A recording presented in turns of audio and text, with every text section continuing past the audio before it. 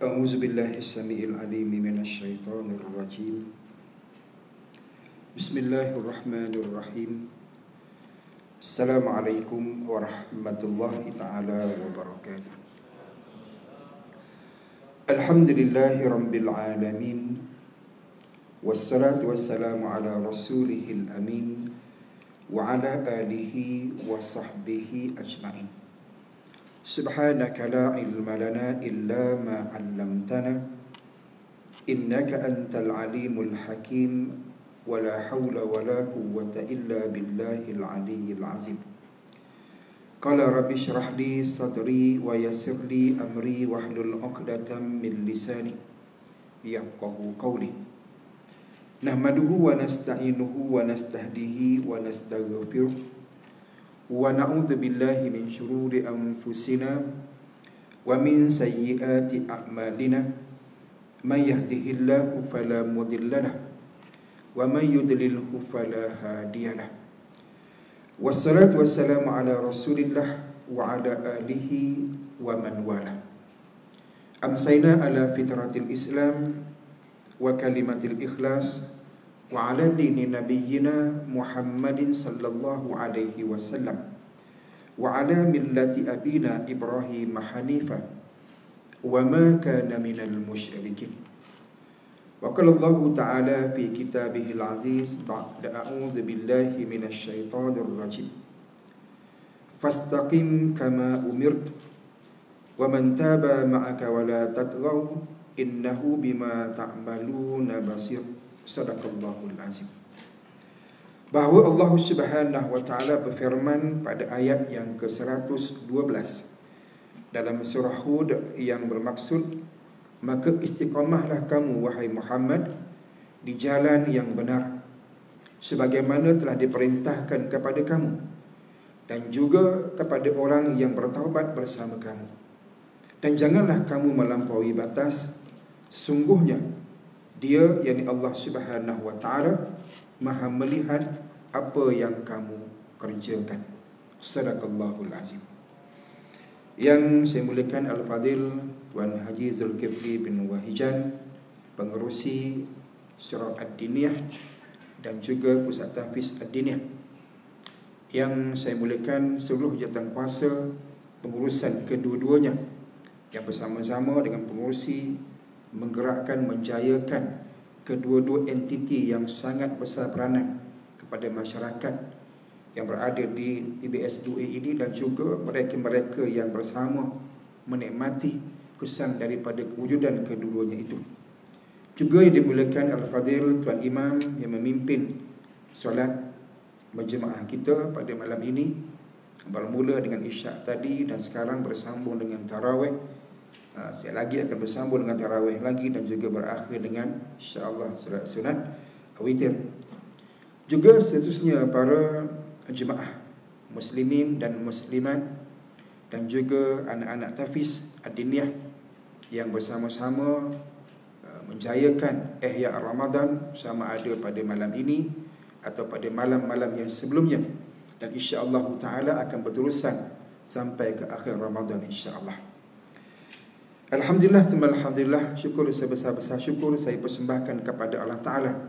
Malam ini sebagaimana yang dijadualkan dapat saya bersama dengan para jemaah muslimin dan muslimat sekalian dalam saya melaksanakan taklifan tanggungjawab yang diberikan kepada saya memimpin tazkirah Ramadan, slot yang diberikan pada malam ini seketika dalam tempoh sekitar 20 ke 30 minit, kata Al-Fadhil Ustaz Faizal kepada saya, sebagai satu kesinambungan perjalanan majlis ilmu yang telah pun sekian lama dijayakan di Surau Ad-Diniyah ini.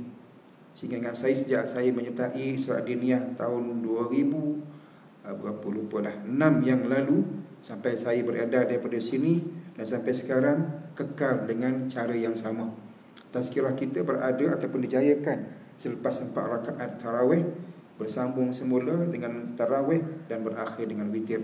Alhamdulillah, ini satu kesinambungan majlis ilmu yang insya-Allah taala memberikan kesan yang baik kepada para jemaah muslimin dan muslimat yang sama-sama memberikan komitmen bagi menjayakan Ihya Ramadan di rumah Allah Subhanahu wa taala yang sangat indah, sangat selesa ini.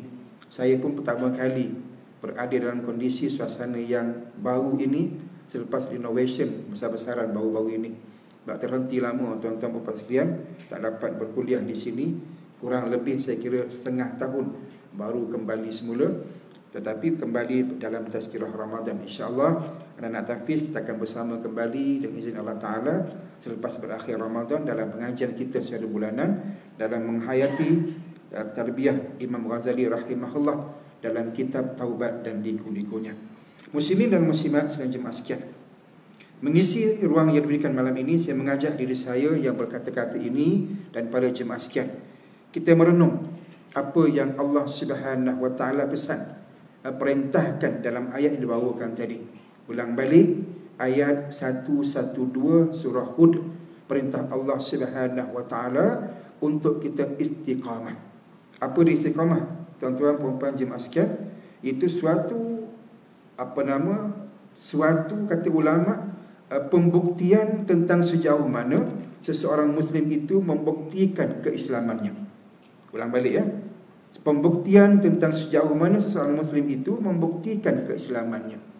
Jadi kita ni tuan-tuan puan-puan para jemaah sekalian, berimannya kita kepada Allah Subhanahu wa taala diterjemahkan dengan amal ibadah, dengan perbuatan kita, dengan amal kita. Jadi penterjemahan itu dalam bentuk amal kita memang lakukan sebagai orang yang beriman kepada Allah Subhanahu wa taala. Kiraan dosa pahala bermula bila mana kita mencecah usia akil baligh, bermula taklifan kepada kita. Buat baik dapat pahala, buat buruk dapat dosa. Sampai bila? Sampai kita kembali kepada Allah Subhanahu wa taala.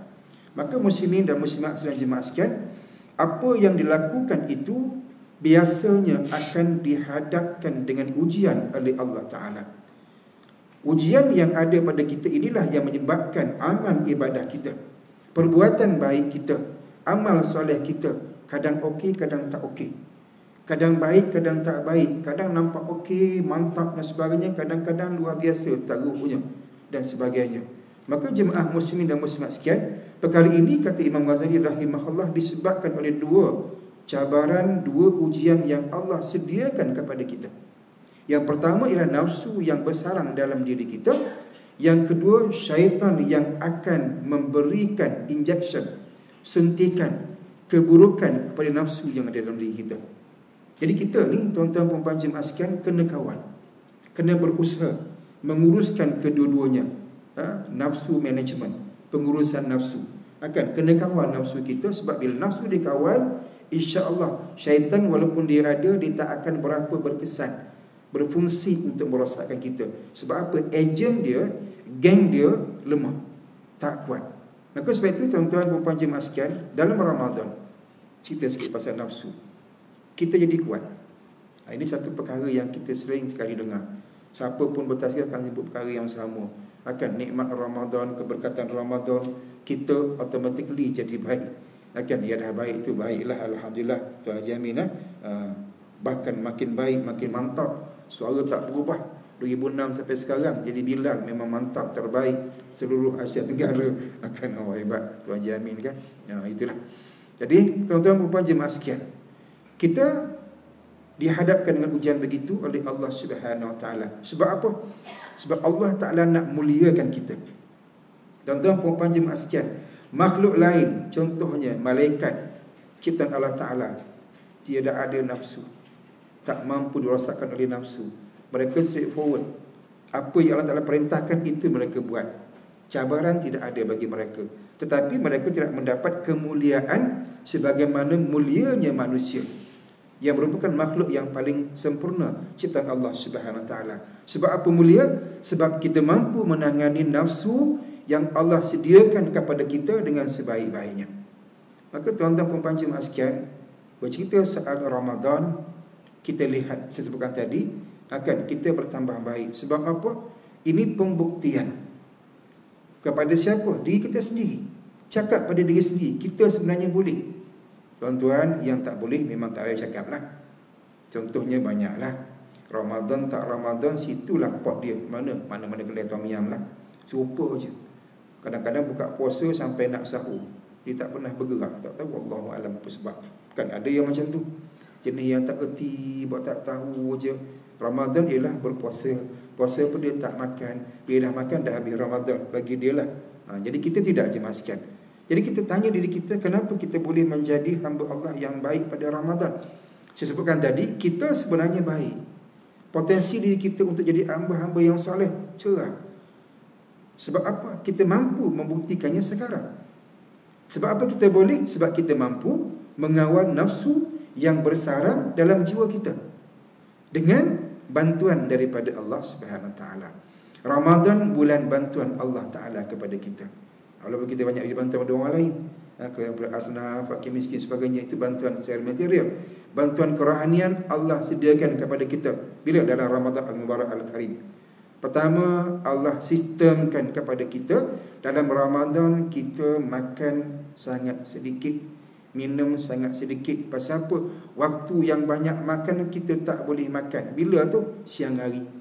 Daripada subuh sampai maghrib tak boleh nak buat apa. Pusing macam mana pun tak akan boleh buat, tak akan boleh makan minum. Ada orang solat tidak, tak apa-apa nak jaga, akan sebagai hamba Allah Ta'ala tak sempurna penampilan diri dan sebagainya, tapi bab puasa dia jaga. Tak makan sungguh, tapi pakaian menjolok mata. Bazar Ramadan ayam goreng dengan dia serupa je. Kan? Sebab apa? Penampilan diri.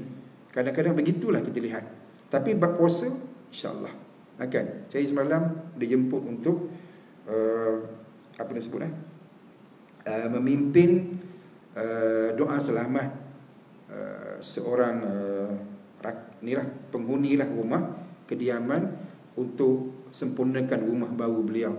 Baru je masuk beberapa hari, rumah sambut Ramadan dengan raya sekali laku, rumah besar, villa. Tu dia villa, rumah besar lah. Saya pun orang suruh pergilah, pimpinlah. Dan sebut je maksian, saya balik-balik saya fikir tak habis, sampai sekarang fikir lagi, tu rumah ni faham ke tidak sebagai seorang Muslim. Kan dia ajak suruh bawa doa selamat, ada buka puasa iftar, tapi rasa macam tak iftar pun. Doa selamat tu rasa macam tak menjadi pula. Saya pula dengan suasana ya Rabbi tuan-tuan puan sekian, rasa tak macam kita yang kita lah, rasa lain macam. Habis semua saya tanya macam nak solat, Ustaz pergilah kat surau. Saya kata Allah Rabbi, karut betul dia ni. Masa tu dah dekat pukul 8 dah. Dia suruh makan dulu, kita makan dulu. Kan ada tempat nak solat. Tak ada. Keluar pada rumah, cari surau pula. Ya Allah. Dia biar gitu je. Sampai ke sudah. Saya kata Masya Allah. Kalau macam ni susah lah. Nak membentuk jiwa sebagai hamba Allah SWT. Maka tuan-tuan, perempuan, jemaah sekian. Persoalan yang saya bangkitkan tadi adalah bagaimana kita nak istiqamah. Kan? Jadi Allah SWT berikan pada kita peluang dalam Ramadan untuk jadi orang baik. Dengan cara kita ini Allah berikan suatu kemudahan yang mana nafsu kita ditundukkan oleh Allah Ta'ala dengan sistem yang diatur. Ulang balik, kita tak boleh makan. Apa kaitan dengan makan minum?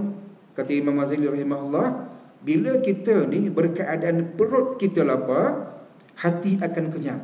Hati yang kenyang menyumbang kepada kemuliaan seseorang hamba Allah.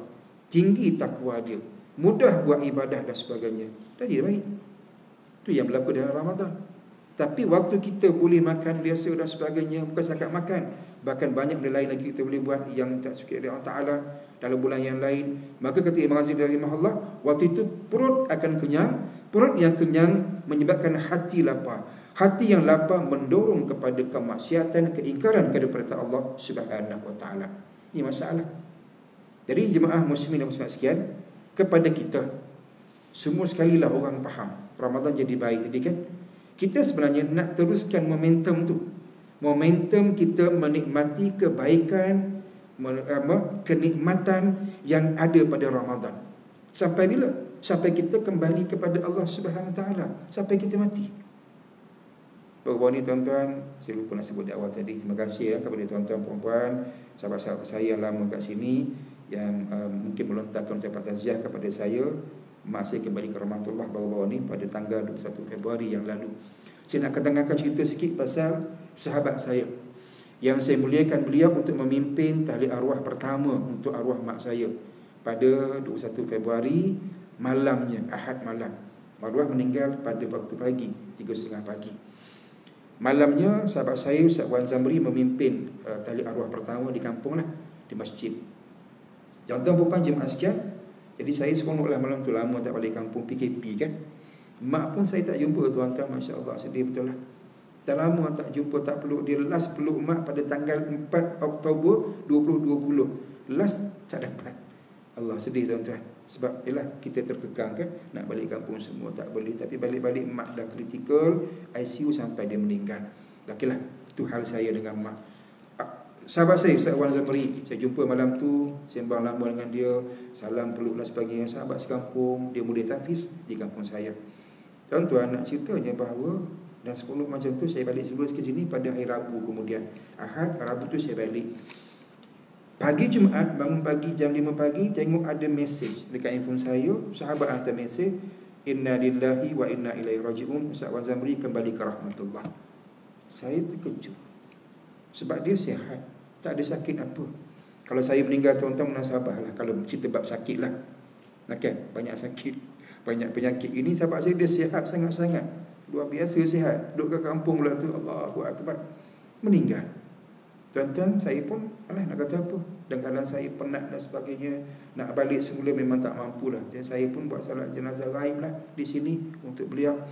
Tuan-tuan perempuan jemaah sekalian, apa yang saya nak ketengahkan ialah bagaimana kemuliaan arwah meninggal pada pagi Jumaat jam 3:30 pagi. Khamis sebelum Jumaat itu arwah puasa sunat hari Khamis. Kelaziman yang jarang beliau tinggalkan kecuali uzur, sejak muda sampai ke umur sekarang lah, sampai beliau kembali ke rahmatullah, jarang tinggal ibadat tersebut, istiqamah maknanya. Akhirnya jemaah sekalian, Allah ambil dia sewaktu dia melaksanakan ibadah yang dia istiqamah padanya itu. Allah, kemuliaan tuan-tuan. Pasal apa cerita gitu? Sebab hari kejadian, kata abang kepada arwah Haji Wan Malik, dia beritahu saya, dia kata, Ustaz Wan Zamri ni sebenarnya dia sihat. Kami tu dia macam biasa nak buka puasa, dia cari kelapa di kampung, cari sendirilah, tak beli kat kedai pun. Potong kelapa, ambil air, nak minum buka puasa. Masuk waktu buka puasa, dia kata tak boleh minum air lah, minum keluar balik, tolak balik air kelapa tu. Cuba yang lain pun tak boleh, tak tahu pasal apa. Dia tiba-tiba lemah badan dia. Sampai nak solat maghrib tak boleh, sampai ke isyak. Lepas isyak, keluarga dia ikhtiarkan panggil ambulans, hantar ke hospital.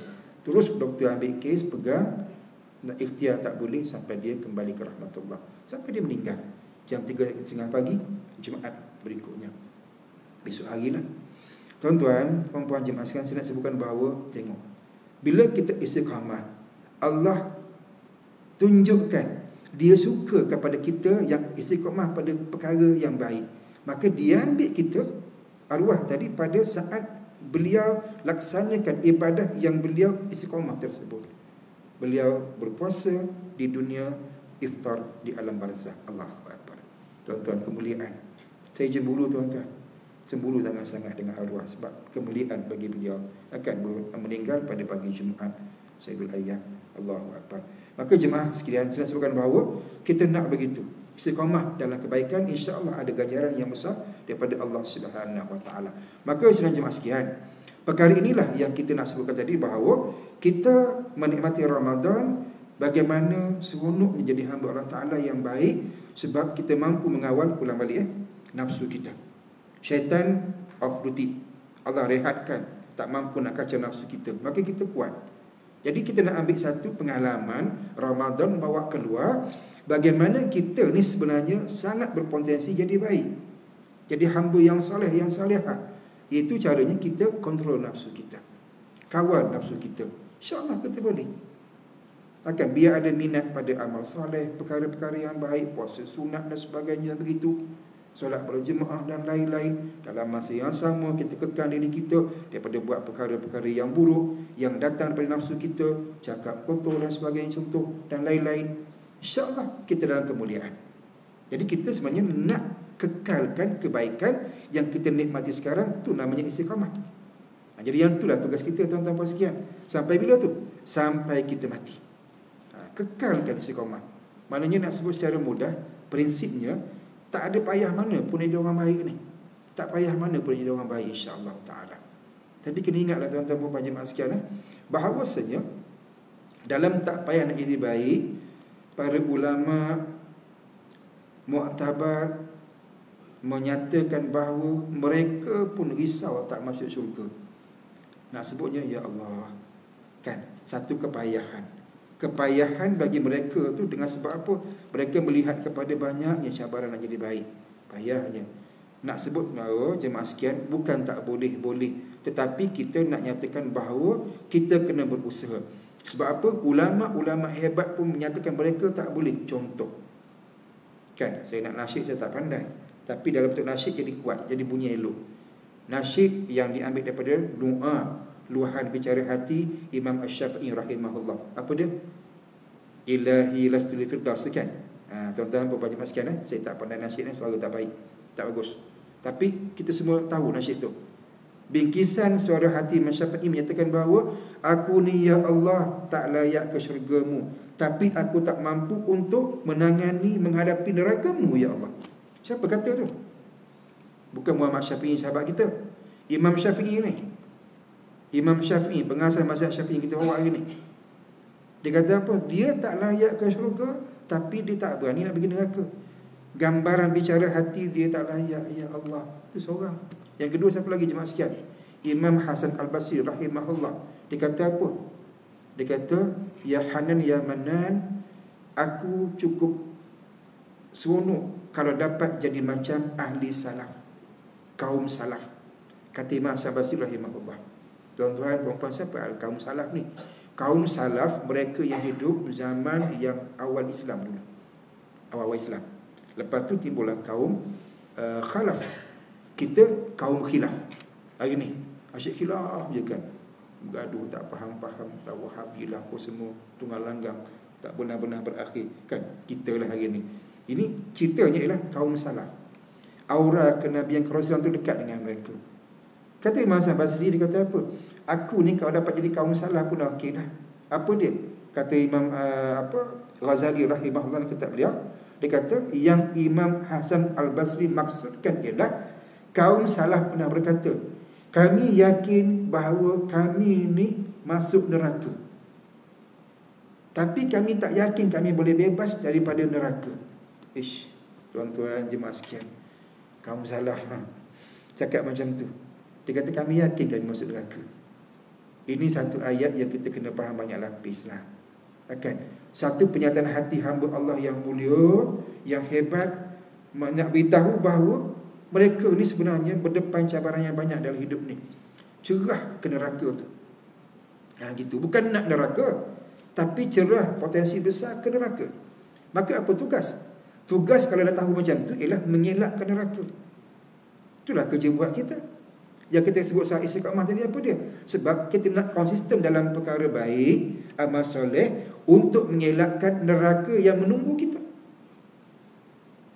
Lihat dalam Quran ayat 179 surah Al-A'raf. Allah Ta'ala berfirman, walaqad zara'na li jahannama katsiran minal jinni wal ins, ila akhir ayat. Apa yang ayat dia? Allah kata apa? Ramai daripada kalangan jin dan manusia akan masuk neraka. Allahu Akbar. Tuan-tuan, nak nafi apa lagi? Kita ni calon ke neraka. Tu yang tanya saya beri, Ustaz tanya tajuk apa Ustaz? Bebas daripada neraka, nak pergi syurga. Kita calon neraka, tuan-tuan. Lebih ke situ. Tapi bukan kita nak kata kita ni demotivate, tidak. Tapi nak sebutkan bahawa kita ni menyatakan kita ni hamba Allah yang banyak cabaran.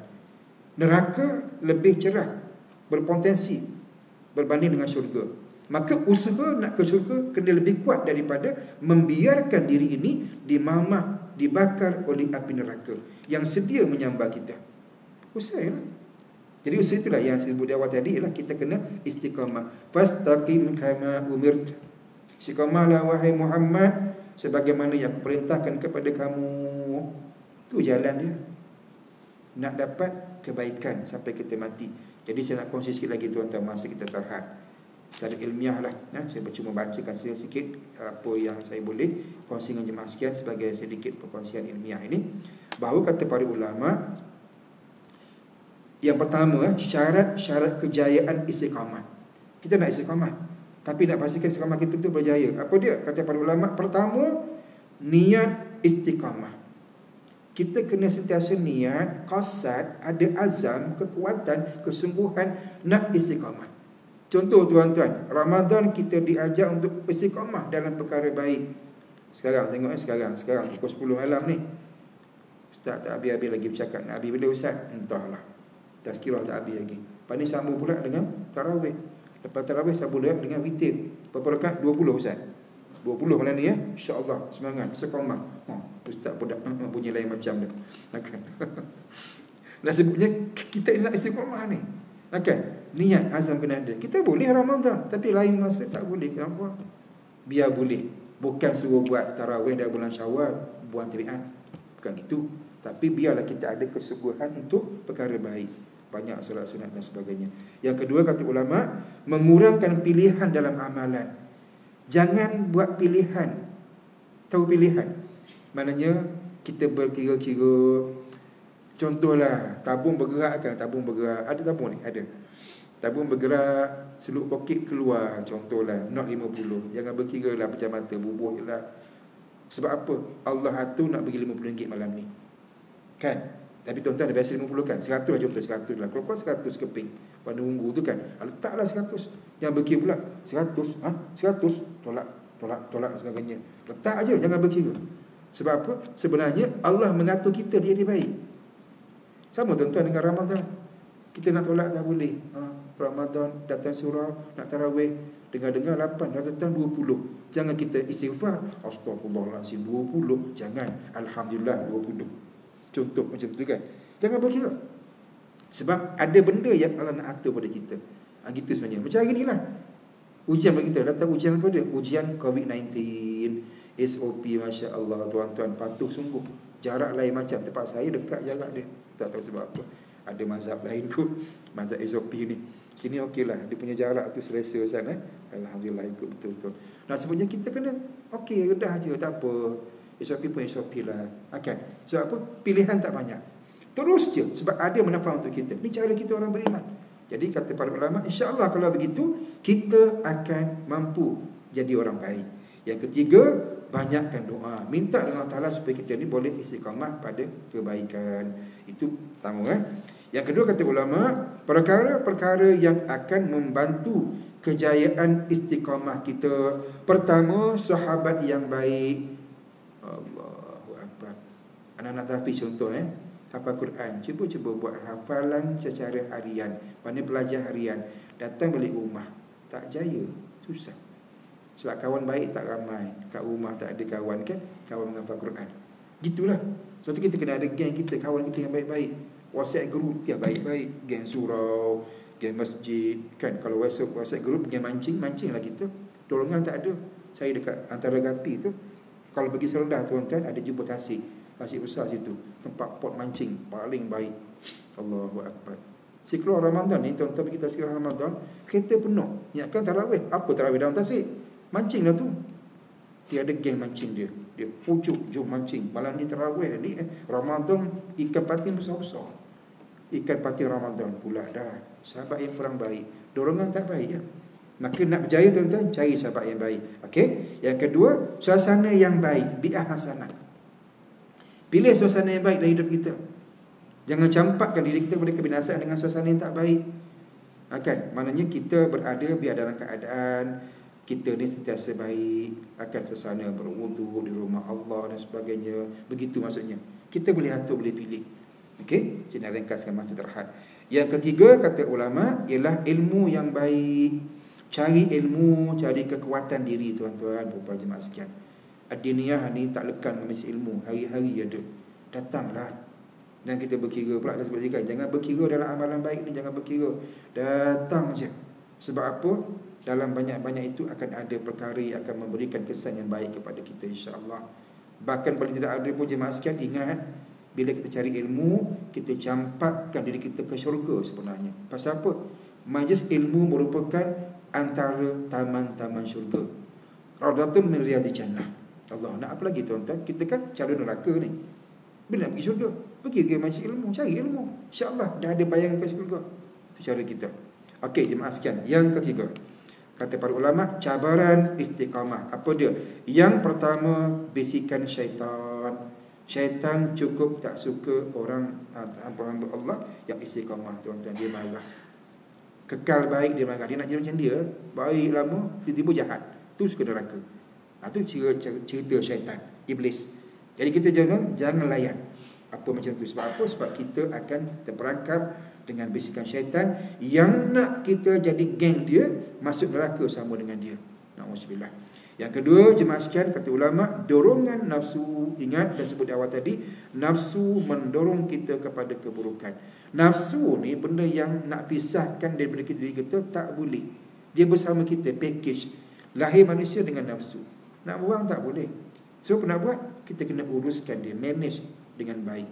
Maka dorongan nafsu kita kena kawal, kena pantau, kena berikan dia kebaikan dan sebagainya. InsyaAllah kita akan jadi baik, tidak ada masalah. Dan ketiga, pada jemaah sekalian, kata para ulama, cabaran istiqamah ialah sifat-sifat mazmumah, ialah nak buat baik. Kan? Sifat mazmumah ni dorong pada yang buruk, yang jahat. Kita nak rajin, datang sifat mazmumah, malas. Kan? Gitu. Jadi itu yang kita kena lawan. Lawan supaya apa? Supaya akhirnya jemaah sekalian kita kuat dan minta dengan Ta'ala. Saat kuat itulah kita dijemput kembali kepada Allah Ta'ala dalam keadaan husnul khatimah. Irji'i ila rabbiki radiyatan mardiyah fadkhuli fi ibadi wadkhuli jannati. Balik kepada Allah Ta'ala dalam keadaan yang jiwa mutmainnah, jiwa tenang, nafsu kalah, iblis kalah. Apa kita dapat? Ialah dapat ke syurga Allah Subhanahu wa ta'ala. Wallahu ta'ala wa'alam. Jadi jemaah sekalian, insya-Allah ta'ala segi perkongsian ini diharapkan memberikan manfaat kepada tuan-tuan puan-puan sekalian, insya-Allah. Sikit lagi tuan-tuan, sikit curi masa boleh? Boleh tuan 2-3 minit insya-Allah. Saya bukan nak mengimpin tapi nak bercakap. Saya di antara GAPI sedang usahakan untuk membina surau. Okey, yang dah ada tu tak muat dah, kecil sangat. Orang ramai surau sebiji apa jadi kan? Tak boleh kita usahakan sekarang jemaah sekalian. Jadi apa yang saya buat sekarang, saya menyewa sebuah rumah kosong pada rumah saya. Ada rumah kosong, sewa, bayar kepada tuan rumah, tapi bayar tak banyaklah, bayar jugalah. Untuk apa? Untuk jadikan sebagai musalla, tempat solat berjemaah. Ramadan ni alhamdulillah ceria lah. Tapi kami kena cari duit lah. Sebab apa? Nak bayar sewa rumah tu kosong lagi sekarang ni. Tuan rumahnya tak duduk. Besok dah duduk, jadi habislah kami kena keluar lah. Jadi kami kena usahakan duduk untuk kos yang sebegitu. Bayar sewa, cari kelengkapan, kemudahan. Dah habis banyak ibu juga dengan sahabat saya. Cari sistem dan sebagainya. Pasang apa kipas, pasang aircon. Rumah orang ni tapi boleh muat, alhamdulillah. Ruang tamu di bahagian bawah boleh muat jemaah SOP macam ni seramai 26 orang. Okeylah. Boleh tak langsung. Belah atas untuk muslimat tingkat 2 boleh muat 15 orang jemaah muslimat, alhamdulillah. Tapi target kami insya-Allah taala akan kami nak buat surau yang proper, yang betul ada bangunan lain sebelah rumah saya. Tanah kosong ada insya-Allah. Jadi perjalanan tu panjanglah. Sekarang baru bermula. Jadi bermula dengan kepayahan, perlukan duit sikitlah untuk buat masa ni dan juga akan datang. Dia tak akan berkurang, akan lebih lagi keperluan duit untuk kerja yang besar ini. Jadi tuan-tuan, baru plan tiba-tiba dah Ramadan, saya cekau apa yang mampu lah tuan-tuan. Antaranya ada sahabat kata, Ustaz, ambil jual telekung, dapat duit untung, buh dalam dana pembinaan surau tu. Saya pun buat lah. Saya pun tuan-tuan tak pernah ayat jual telekung. Saya jual telekung sekarang ni. Dan kata saya ada telekung tu, telekung jenis yang premium lah. Dia bukan Siti Khadijah ni, Siti Rahmah. Tak mana-mana brand saya tak tahu, saya ambil je orang beri kan. Saya tolong jual tuan-tuan, malu tak malu saya sebut je lah. Harga dia asal 150, saya jual 135. Tuan-tuan nak, tuan-tuan pula boleh lah tuan-tuan, boleh ajar boleh beli untuk bagi isteri kan. Maknanya untuk benda macam tu lah. Perempuan muslimat nak beli, nak pakai sendiri boleh, nak hadiah boleh, sebenarnya nak raya kan dan sebagainya, ambil lah. Saya tak ambil apa pun, sesuai saya tak ambil 100% untuk musola yang saya sedang usahakan sekarang, insyaAllah. Tuan-tuan dalam kereta tu ada, ambil lah telekung. Kereta jangan ambil lah, nak balik orang rapi kan, tak boleh. telekung saja. Ambil semua lagi bagus. Akan ringan kata saya bulan ini insya-Allah. Wallahu taala wa alam. Terima kasih pihak Surah Dinia, Tafsir Dinia atas kesempatan ini. Mohon maaf bicara yang mungkin kurang baik kelemahan saya. Yang baik itu kembalikan kepada Allah Subhanahu wa taala. Wallahu taala wa alam. Aqulu qali hadza. Astaghfirullahal azim li wa lakum. Wassalamualaikum warahmatullahi taala wabarakatuh.